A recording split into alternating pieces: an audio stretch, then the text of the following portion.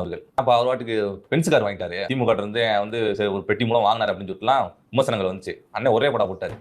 நான் வேணாம் சொன்னேன். மருமை வந்து வீட்டு முன்னாடி வந்து நிப்பாட்டி போயிட்டேன். அப்ப என்ன பண்றது? எடுத்து நான் பாட்டு போய்க்கிருக்கேன். அதை போய் விமர்சனம் பண்ணலாமா? அது வந்து திரள் நிதி வாங்குறான்னு பேசுறீங்க.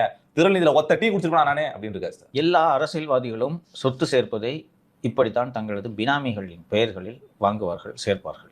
ஆனா எங்க அண்ணன் வந்து அப்படிப்பட்ட ஆள் இல்ல சார். இரியா வரேன்.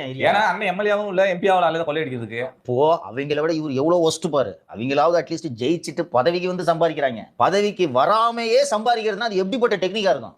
இதோட எனக்கு தெரிஞ்சு 4 வருஷத்துல 3 கார் மாத்திட்டாரு. முதல்ல இசுசு, அதற்கு பிறகு இந்த டயட்டோட ஃபார்ச்சுனர் வைத்திருந்தாருன்னு நினைக்கிறேன். இப்போ மெர்சிடிஸ் பென்ஸ், அப்படி படிப்படியாக உயர்ந்து கொண்டே செல்கிறார்.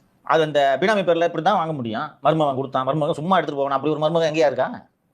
இப்போ அடுத்து தாய்மாமன் ஒருத்தர் வந்திருக்காரு, கவனிச்சிங்களா?